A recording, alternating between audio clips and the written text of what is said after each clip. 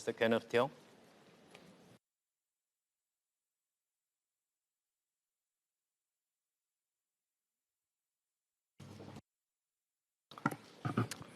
That's quite an act to follow.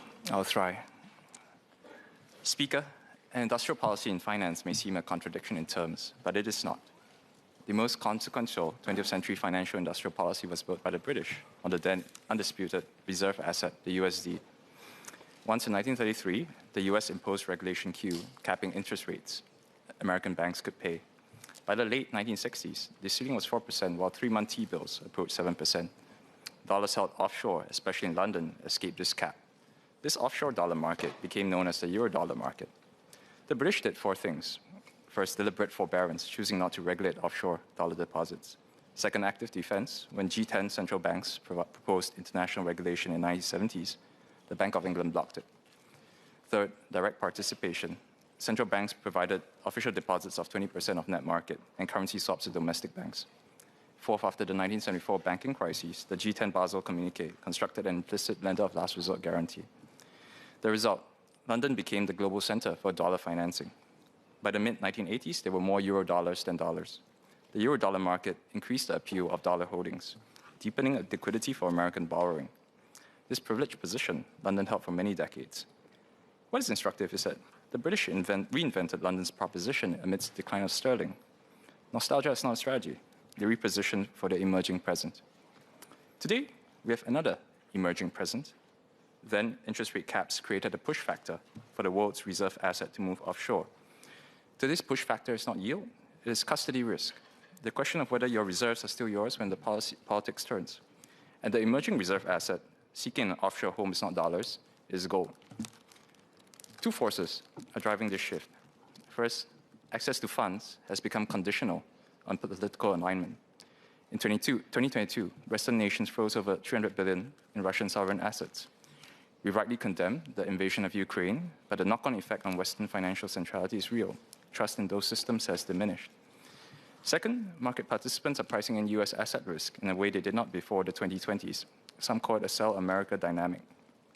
Central banks are responding with their feet. Gold purchases have exceeded 1,000 tons annually for 3 consecutive years, more than double the 2010 to 21 average. The World Gold Council's 2025 survey shows 73% of central banks expect fewer US dollar holdings over 5 years. 95% expect to increase gold over 2025 to 26. What makes it structural is the price insensitivity. There are few good alternatives for a reserve asset. Central banks bought at 2,000 an ounce, at 3,000 an ounce, at 4,000 an ounce, and gold cost 5,000 in January. These are sovereigns seeking safety over returns.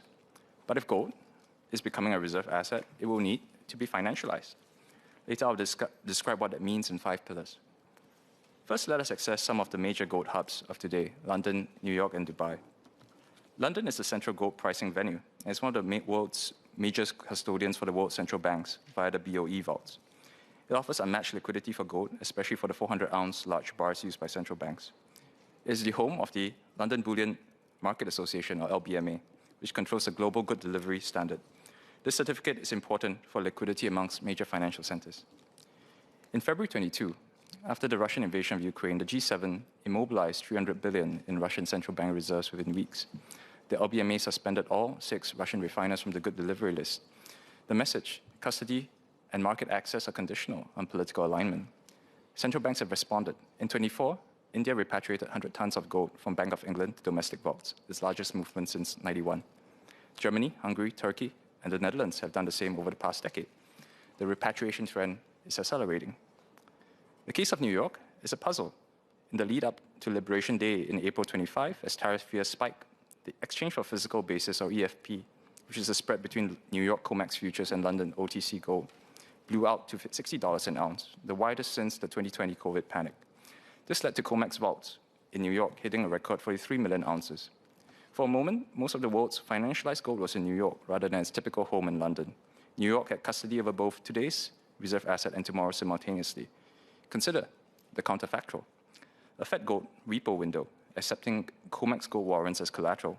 Strong financing terms could have made New York the permanent home of monetary gold, since much of it was already in COMEX vaults. Now, it's true that the Fed conventionally runs repo backstops on treasuries, agency debt, agency MBS, But that is already an expanded listing over pure treasuries pre-08. So why not COMEX gold warrants? They had the moment and did not act. So there's no appetite, not yet, to backstop gold in New York. Deep markets, but no lender of last resort. Asset holders must also weigh IEPA tail risk. The executive powers used to impose tariffs in February 25 could be turned on foreign-held assets. Today, only the US can offer a sovereign repo on gold as they have the reserve currency.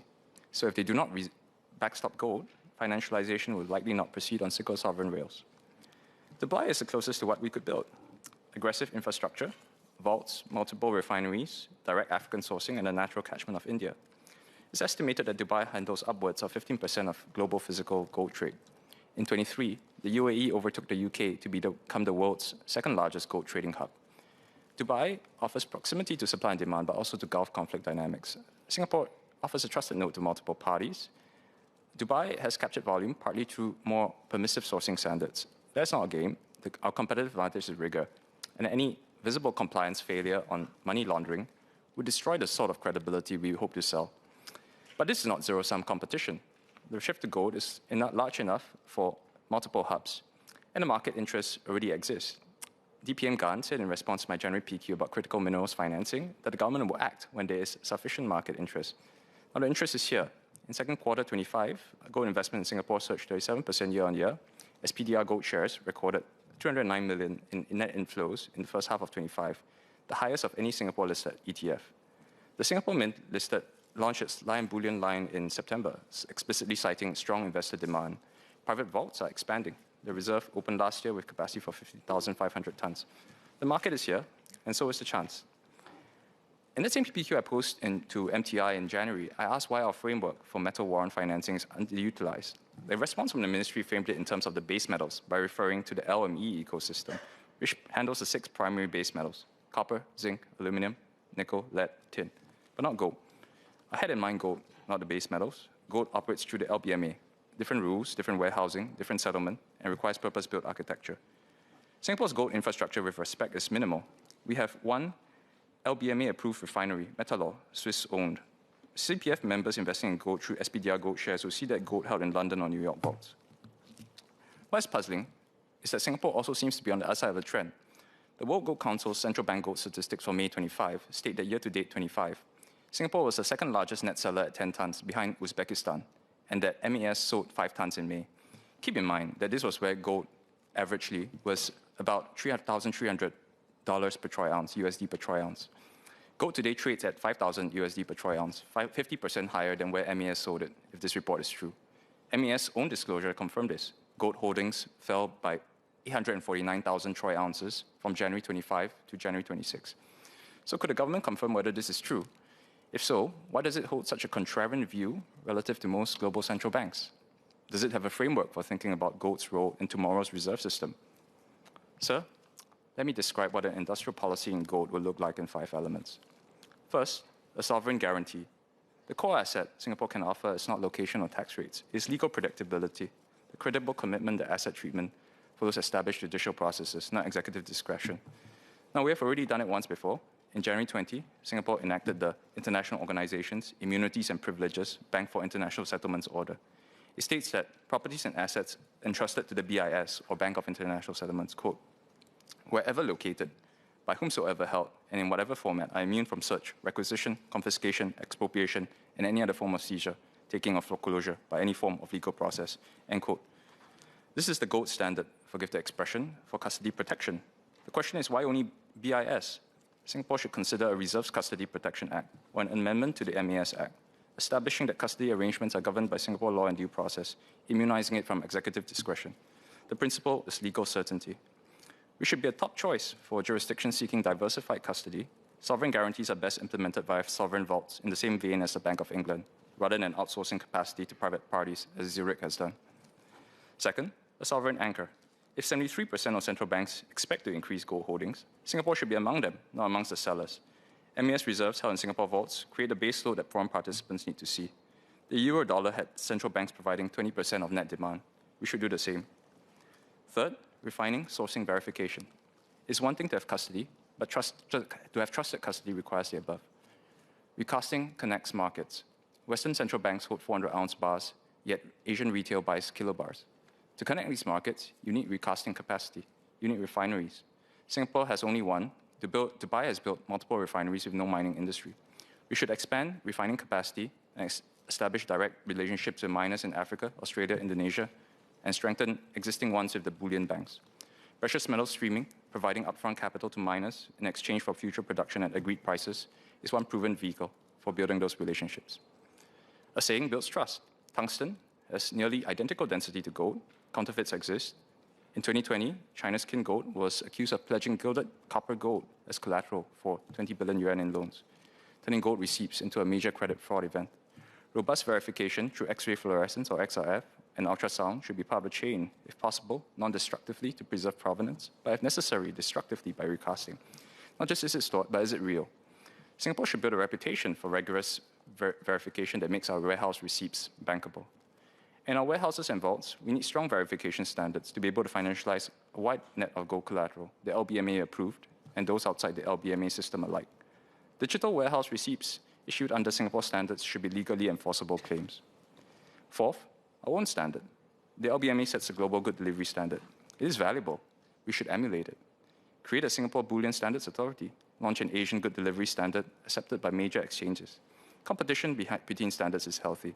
We should aim to make our standard interoperable with the LBMA, possibly as a custody wrapper on top of LBMA.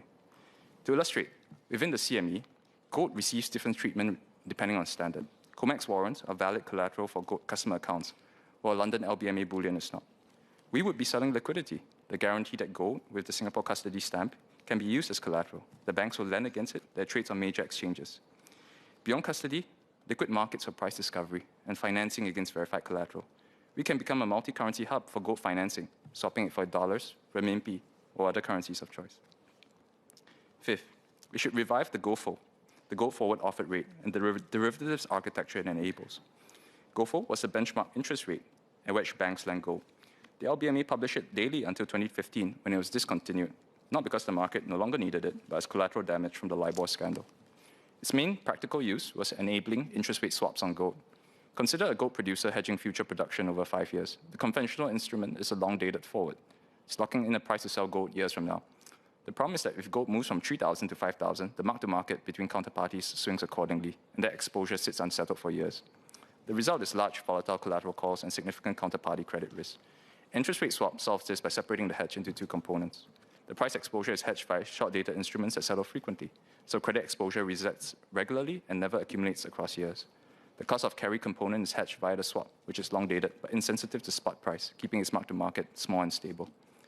The combined position achieves the same economic result as the forward, but with a fraction of the counterparty exposure. That means smaller collateral calls, lower capital requirements for banks, and a more efficient market overall. Reviving a GOFO equivalent benchmark will restore the infrastructure needed for a functioning gold interest rate swap market, giving producers and banks a cleaner, less capital-intensive way to manage long-dated gold exposure, including non-dollar currency pairs. This would give banks the pricing infrastructure to build gold financing capabilities here. Even if gold's share of reserves stabilizes rather than continues to climb, the infrastructure I described is not wasted. Sovereign vaults, verified warehouse receipts, and derivatives architecture serves any asset class where custody, provenance, and financing matter. Critical minerals, rare earths, tokenized commodities. Gold is the use case with the most immediate demand, but the platform outlasts any single price cycle. So, in closing, financial hubs are not natural phenomena. They are built. The British built the Eurodollar market through deliberate policy, forbearance, defense, direct participation, implicit guarantees, at a moment when sterling was in decline and the world's reserve asset was looking for an offshore home. Our financial center was built too on deliberate pillars, rule of law, institutional trust, regulatory predictability. For decades, that was enough. Today, not anymore. Hedge funds we incubated are opening in Dubai. Family offices we courted are diversifying there. Dubai's financial center doubled its hedge fund count to over 100 in a single year. They moved on gold years ago, and they will move on the next thing before we have formed a committee to study it. It's not the nature of the standards, but a structural bet. Singapore won a windfall when Hong Kong shut itself down during COVID. That was luck, and luck is a depreciating asset. Jobs, institutional knowledge, relevance, those are the stakes. Rule of law, institutions, trust, these are necessary conditions. They are no longer sufficient ones. Other cities have learned to offer versions of the same, combined with speed we have not matched. Gold is not the answer, not the whole answer, but it is the question. Can Singapore still see a structural shift in the global financial system and build for it? Or have we become the kind of country that convenes a review after the opportunity has passed? Because that is the real risk, that the instinct is lost, that this country becomes mediocre. Because once you become mediocre, derivative, content to be a fast adopter, there's no bottom to that market. Thank you, sir. Minister Chi.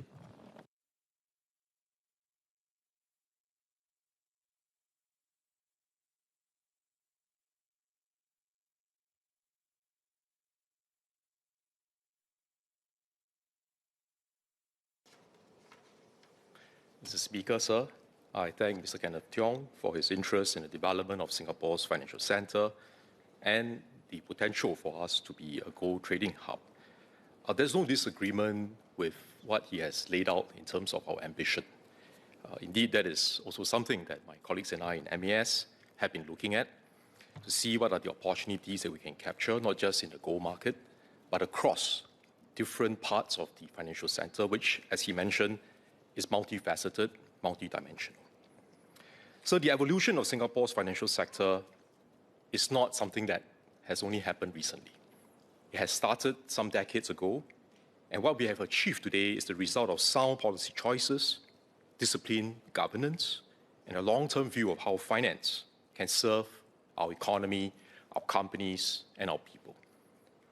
It is not because of luck. It's because of many years of hard work together with the industry that we have put in place these pillars of strength. So our financial sector contributes around 14% of GDP 2025. Between 2021 and 2025, it grew at an average of 4.6% annually, with positive spillovers to other sectors including professional services and ICT. Today, the financial sector employs almost 200,000 people. More than 80% are locals. Over the past decade, the Singapore financial sector workforce grew by more than 40,000, and about 90% of the net jobs created went to locals. Several factors have underpinned this positive outcome, which has benefited Singapore and many Singaporeans. First, Asia's continued growth and sustained development over the years has created strong demand for capital and international companies which are keen to tap into the region's growth opportunities. This has led to financing opportunities for financial institutions and investment opportunities for both global investors who are seeking access to Asian markets and also Asian investors who are looking to diversify their portfolios globally. Second, a sound and progressive regulatory regime which safeguards financial stability and ensures that financial institutions in Singapore adhere to high prudential and regulatory standards and practices. So Mr. Tiong mentioned about Dubai and the approach that Dubai has taken. I think we recognize that different financial centers will have different market niches that they want to target, different strengths that they play to, and Singapore's strengths and Dubai's strengths may not be exactly the same. The markets that we target may not be exactly the same. But I think the international financial markets, those are large. The scale is large enough for there to be more than one international financial center. So Dubai can be a strong, good financial center, and so can we. And we can serve different roles, serve different customers, and we can both grow together. It's not a zero sum. It's not a zero sum. So, as the global financial landscape evolves, an important point is that our policies would have to adapt to stay fit for purpose. MES has been working closely with the industry on this so that we know what are the opportunities and therefore what are some of the policies that we have to look at. For example, we granted banking licenses to 4 digital banks, which have added diversity and competition to our banking system and provided consumers and also underserved segments of our population with greater product offerings. A second example is our FinTech regulatory sandbox, which enables firms to experiment with innovative products and business models in a controlled regulatory environment within time-bound relaxations and subject to appropriate safeguards. This encourages experimentation while containing risks, helping firms to innovate by taking calculated risks and also pushing the boundaries. And third, talent. Our competitive edge lies in developing a strong core of local talent, as well as attracting complementary professionals from abroad. This combination allows us to build an internationally competitive and innovative financial ecosystem. So MAS does not only carry out regulatory functions, we have been driving the development of Singapore's financial sector for many years. First, deepening our strengths in key asset classes. Beyond our role as a leading regional banking and insurance hub, Singapore has grown to become a major pan-Asian asset management center with more than 1,200 licensed fund management companies managing over $6 trillion in assets. We are working with the industry to expand these capabilities, including in private equity and private credit, to better serve the growth capital needs across Asia. Singapore is also the third largest foreign exchange center in the world, with over US $1.4 trillion traded here every day. Next, strengthening horizontal enablers, such as the use of technology. Through various grants, MAS has supported the establishment of over 15 innovation labs by our financial institutions and major technology players. And this has funded more than 50 projects and proof of concepts, including in artificial intelligence, quantum technology, and cross-border payment linkages with regional partners. These initiatives enable financial institutions to harness technology to stay competitive in a rapidly changing industry. Now, let me talk about talent development, which is very critical. People are at the heart of everything we do, and the financial sector is a key provider of good jobs for Singaporeans. MAS has launched schemes to build workforce competencies and to develop specialist talents and leaders in finance. For example, in partnership with the industry, we have trained over 8,000 finance professionals in sustainable finance, covering priority roles such as credit risk analysts and corporate banking relationship managers. We are also uplifting and upskilling our workforce to make good use of AI, helping our institutions to harness technology to augment jobs and enabling our workers to be more productive so that they can do higher value-added work.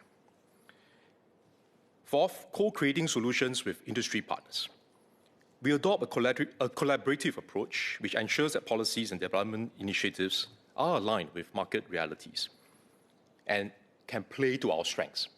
And one of Singapore's strengths, which investors look to, is that we are a trusted place, stable, and they can make long-term plans.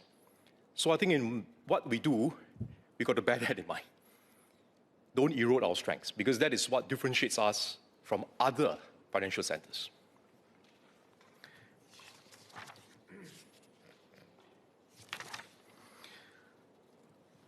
So I would like to also add that when we do our plans to develop the financial sector, we study global best practices and we do pick up useful ideas that have been implemented elsewhere.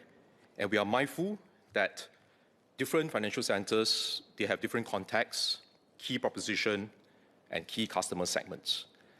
But I do welcome the suggestions that Mr. Tiong mentioned earlier about the gold market, because as I said, that's also something that we hope to do. Our objectives do not differ.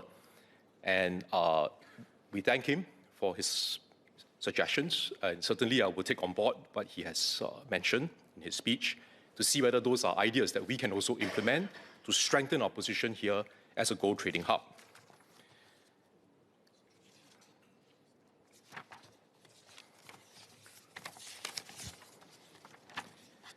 So let me conclude my speech.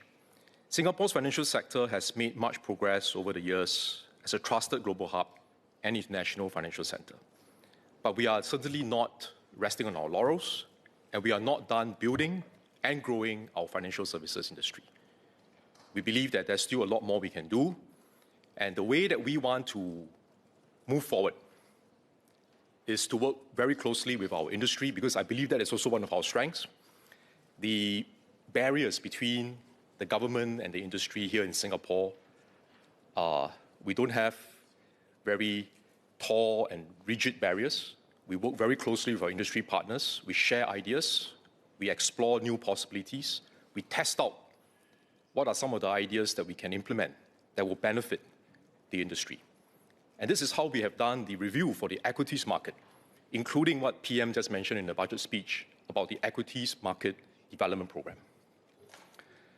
And the approach that we intend to take, whether for gold market or for other segments of the financial center, will be the same. Work closely with the industry, listen to feedback, be open to new ideas, and then take calculated risks and be willing to move, be willing to make bold decisions. And some of the things that we try may not succeed, but we must try. And for those that we try and succeed, it may allow us to take off. And in the end, benefit our economy, benefit our companies, but most importantly, benefit our people. So my MES colleagues and I will continue working closely with our industry partners to expand and grow our financial sector, deepen our capabilities, develop our talent base, and strengthen our connections with other markets. Together, we will drive innovation, sustain our competitiveness, and create more good jobs for Singaporeans in the years ahead. Thank you. The question is that Parliament do now adjourn. Those who agree say aye. Those who disagree say no. The ayes have it. The ayes have it. Order, order.